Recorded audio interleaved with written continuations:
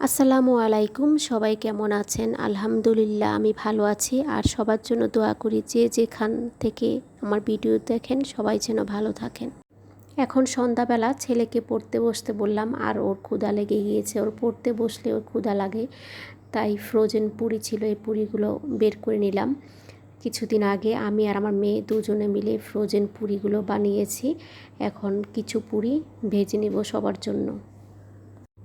পুরিগুলো আমি বানিয়ে হালকা সেকে তারপর আমি ডিপ ফ্রিজে রেখে দিয়েছি, তাহলে একটার সাথে একটা লেগে যায় না।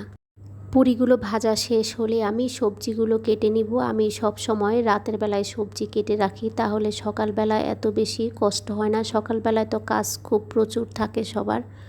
আমি পুরিগুলো ভেজে নিচ্ছি আর ছেলেকে বললাম পড়তে বসার জন্য।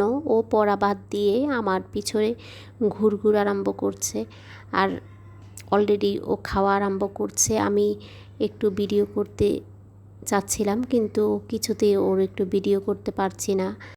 ক্লাস 9-এ পড়ে, পড়ার প্রতি একটু মনোযোগ নাই। পড়তে বসলে ওর সব রকম কথা মনে হয়, আর অন্য সময় মনে হয় না।